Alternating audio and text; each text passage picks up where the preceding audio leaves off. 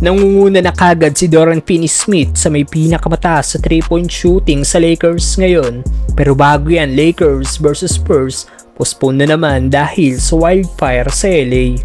Matapos i-postpone kahapon ang laban ng Lakers sa Charlotte Hornets, postpone nga po ulit ang laban ng team bukas kontra sa San Antonio Spurs dahil pa rin ito sa nagaganap na wildfire ngayon sa Los Angeles. Naayon sa report na sa 12,000 structures na daw ang tinupok na nasabing wildfire.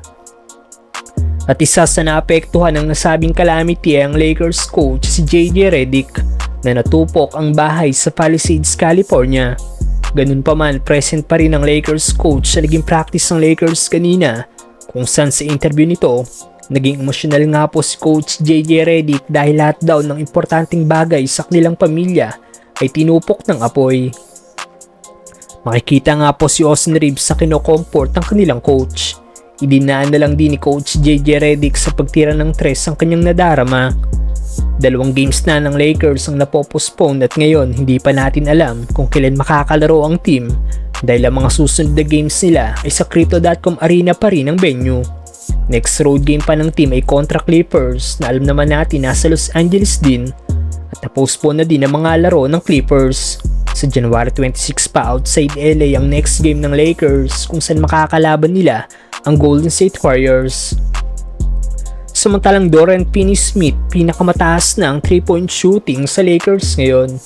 Matapos mag-struggle sa kanyang first 2 games sa Lakers ni DFS kung saan 2 points sa 3 points lang ang ginawa nito sa team. Sa last 3 games nga po ng Lakers, kita mas naging komportable na ang bagong forward ng team dahil lumabas na ang pagiging 3-and-D na player nito. Dahil sa kanyang 13 3-point shot attempts sa last 3 games ng Lakers, 7 nga po dito ang naipasok ni DFS. Dahil dito sa kabuuan ng 5 games niyang inilaro sa bago niyang team, nag-average ngayon si Dorian Finney-Smith ng 42% shooting beyond the arc na siyang number 1 na ngayon sa Lakers. Tinalo niya pa si Rui Hachimura na 41% lang ang outside shooting. The rest sa mga player ng Lakers ay below 39% na ang 3-point shooting. Dahil sa ganda ng nilalaro ni DFS sa both side ng floor, marami nagsasabing dapat ito na maging isa sa first 5 ng team. Mukhang panalo talaga ang Lakers sa trade na ginawa nila para makuha si Dorian Finney-Smith. Ano masasabi niyo dito mga brother? 10 straight for Houston. Finney-Smith gets one to go. Austin. Now Finney-Smith. He's got the 3. Connect. That's good ball movement. Finney-Smith 2 in a row.